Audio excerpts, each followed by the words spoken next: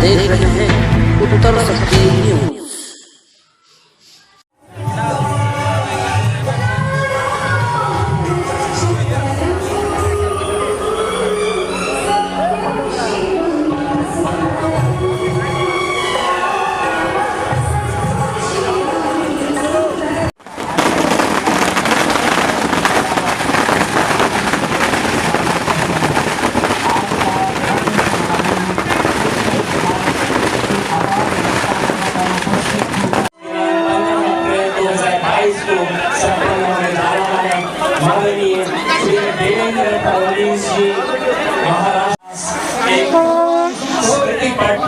लगाया गया है जिसका विरोध देवेंद्र फडणवीस जी के हाथों अनावृत किया जा रहा है।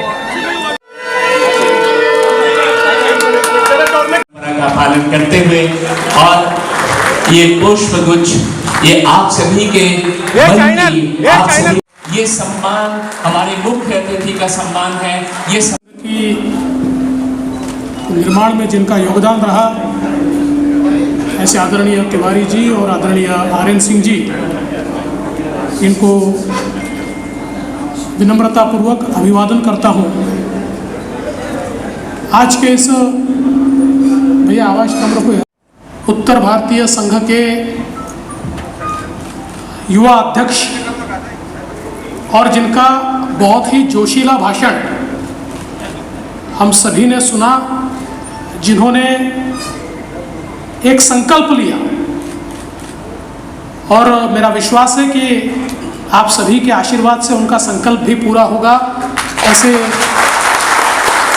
मेरे छोटे भाई संतोष आर.एन. सिंह जी, मंच पर उपस्थित मंगल प्रभात लोढ़ा जी, कृपाशंकर सिंह जी, नसीम खान जी, अमरजीत सिंह जी, राजन सिंह जी, हमारे वरिष्ठ रमेश दुबे जी, शारदा प्रसाद सिंह जी, मंच पर उपस्थित राधेश्याम तिवारी जी, अजय कुमार सिंह जी, संजय सिंह जी, उदय तिवारी जी, देवेंद्र तिवारी जी, राजेंद्र सिंह जी, रमेश बहादुर सिंह जी, संजय पांडे जी, रवि व्यास जी, सभी मंचासीन महानुभाव, किसी का नाम अगर छूट गया होगा तो मैं उनकी क्षमा चाहता हूँ। सामने भी बहुत मान्यवर बैठे हैं और यहाँ पर उपस्थित सभी बहनों और भाइयों,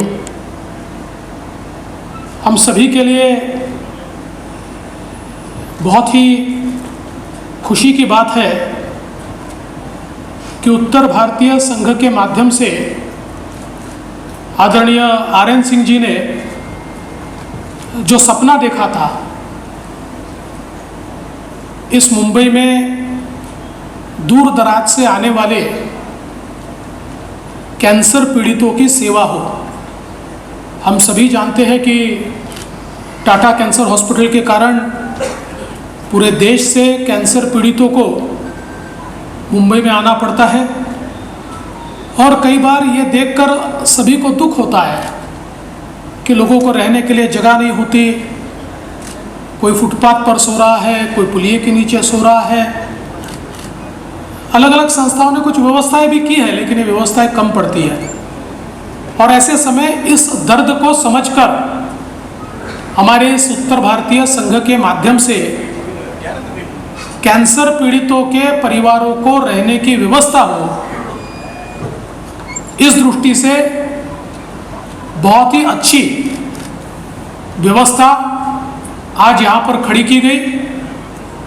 और इस व्यवस्था के कारण जिनका इलाज चलता है, कई लोगों को इलाज करते समय बाहर रहना पड़ता है, जब किसी को एडमिट किया जाता है तो उनके परिवारजनों को रहना पड़ता है।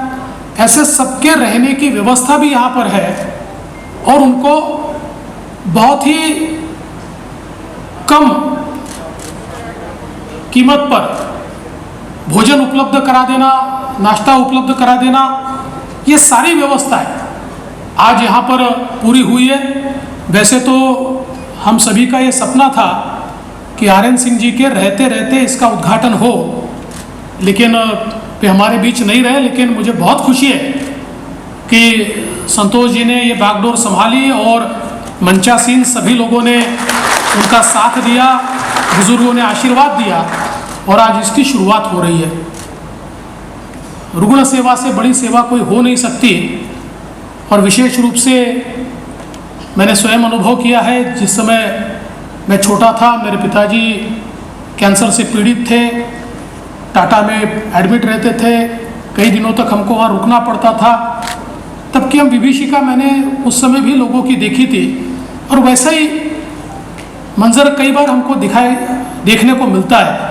तो ऐसे लोगों की जो सेवा आज उत्तर भारतीय संघ की ओर से यहाँ पर हो रही है, मैं ऐसा मानता हूँ कि एक बहुत बड़ा काम आप लोग कर रहे हैं। मैं आपको बहुत बहुत बधाई देना चाहता हूँ, दिल से बधाई देना। इस MMR रीजन में किसी भी गरीब उत्तर भारतीय परिवार को बहुत ही कम दाम पर, बहुत ही कम शुल्क देकर शादियों के लिए उपलब्ध करा दिया जाएगा। और इतना ही नहीं, तो मूल रूप से तो उत्तर भारतीयों के लिए तैयार किया गया है, लेकिन कोई हमारा अन्य भाषी भी, कोई हमारे महाराष्ट्र के रहने वाले भी अगर चाहेंगे तो उनको भी ये मिलेगा। और ये जो सारी व्यवस्था खड़ी की है, ये उसमें सबसे ज़्यादा हर्ष की बात है कि आज उसका नामकरण भी आदरणीय RN सिंह जी के नाम से हुआ है। एक बहुत ही कर्मठ इस प्रकार के व्यक्ति, जिन्होंने अपने बलबूते पर, अपने दम पर एक अपना वजूद खड़ा किया। जब यहाँ आए तो कुछ किसी को ये लगता भी नहीं था कि इतना बड़ा संसार वो खड़ा करेंगे, और BIS के माध्यम से उन्होंने जिस प्रकार से रोजगार का एक जरिया तैयार किया और युवाओं को दिशा देने का काम किया, वही उत्तर भारतीय संघ के माध्यम से लोगों को शिक्षा मिले, सेवा मिले, ये प्रयास उन्होंने किया। और जैसे जैसे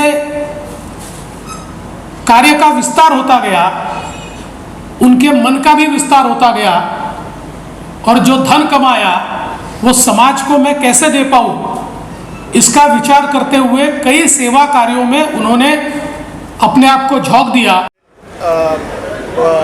पिता तो थे ही, हमारे समाज के अध्यक्ष थे बाकेराम तिवारी बाबूजी जी ने जो सपना देखा, उसे स्वप्न को पूरा किया हमारे अध्यक्ष RN सिंह जी ने। मैं तो एक निमित्त बना हूँ इसके बीच में, सिर्फ बोलने वाला। मैंने आज तक कुछ नहीं किया, जो भी किया था हमारे अध्यक्ष जी ने करके रखा था। और अध्यक्ष जी की बहुत ये थी कि देवेंद्र जी ही इसका ओपनिंग करें। आज मैं देवेंद्र जी का बहुत ऋणी हूँ कि देवेंद्र जी भैया ने इतना समय दिया, और इतना मतलब कि वो आके अपना समय दिए, और आज ये लगता है कि मेरे पिता का एक आखिरी जो वो था वो भी आज पूरा हुआ। अभी मतलब उनके 4-5 इच्छाएं थे, उसमें से एक इच्छा अभी पूरी हुई है कि गेस्ट हाउस का ओपनिंग हो गया है। अभी हम पूरे परिवार वाले को और भी बहुत सारी चीज़ें करनी है। देवेंद्र जी ने एक सुझाव, अभी हमारा पहला लक्ष्य डायलिसिस का भी हम बनाएंगे पहले, लेकिन हमारा लक्ष्य है कि MMR रीजन में रहने वाले जितने भी उत्तर भारतीय आखिरी पंक्ति के, और जितने भी हमारे महाराष्ट्र के जितने भी हमारे माताएं बहनें या जो भी महाराष्ट्र की परिवार है, उनको भी अगर यहाँ पे हॉल चाहिए तो हम उसको एकदम न्यूनतम नो प्रॉफिट नो लॉस में चलाने वाले हैं। और मेरे पिता का एक सपना था, जब वो नौकरी करते थे, हम कोई पारिवारिक कोई हमारे पास संपत्ति, मेरे पिता खुद आए और 100 रुपये की नौकरी यहाँ पे करते थे मुंबई में। तो हरदम आज़ाद मैदान में देखते थे कि लोग तीर्थ यात्री जो आते हैं वो वहीं पे उनके लिए कोई सुविधा नहीं होती थी। तो उन्होंने जीवन में अपने एक उद्देश्य बनाया था कि अगर जीवन में कभी मैं पैसा कमाया तो मैं भी जीवन में अपने जो लोग आते हैं तीर्थ यात्री, उनके लिए कैंसर पीड़ित जो टाटा हॉस्पिटल में उनके परिजनों को रहने के लिए जगह नहीं रहती है, तो उनको मैं जीवन में कुछ करूँगा। और आज मतलब इतना सब वो खुद किए हैं, आज तक हमने नहीं किया। सब जो किया है उत्तर भारतीय संघ के पदाधिकारियों ने उनके साथ मिलके ये काम किया है। और मैं सब उत्तर भारतीय संघ के हर एक ट्रस्टी, हर एक पदाधिकारी, सबका मैं ऋणी हूँ कि उन्होंने मेरे पिताजी को 26 साल, इतने साल उन्होंने उनका सहयोग किया। और अब मेरे साथ में भी मुझे जब ये दिया बस इन लोगों का आशीर्वाद बना रहेगा तो जो जो उनके बाकी के सपने जरूर पूरे होंगे। 6 माले के और गेस्ट हाउस है और लॉ कॉलेज है और बहुत सारी और सुविधाएं हैं। कॉलेज चलता है। हाँ, तो हम इन सब के अंदर बिना डोनेशन के कॉलेज चलता है। गरीब बच्चों को बहुत नॉमिनल फीस पे और हाई स्कूल भी चलता है। असल्फा हिंदी बाल विद्या मंदिर में जहाँ KG से लेकर 10वीं तक है, वहाँ बहुत नॉमिनल फीस महानगर पालिका द्वारा जो निर्धारित किया गया है, अगर वो भी नहीं भर सकते तो हमने एक फंड बनाया है एजुकेशन सहायता।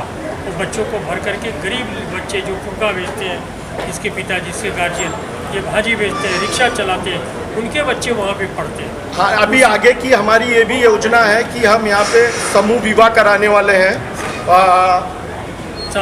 सामूहिक विवाह कराने वाले हैं, जिसमें कि हम 20 अगर परिवार मतलब जोड़ों को अगर शादी कराएंगे तो हम उसमें 15 उत्तर भारतीय हों और 5 महाराष्ट्र के लोग हों, जो महाराष्ट्रियन मेरी बहनें हैं, मेरे भाई हैं जो नहीं कर पाते। हम इसी हॉल में भव्य उनकी विवाह भी कराएंगे।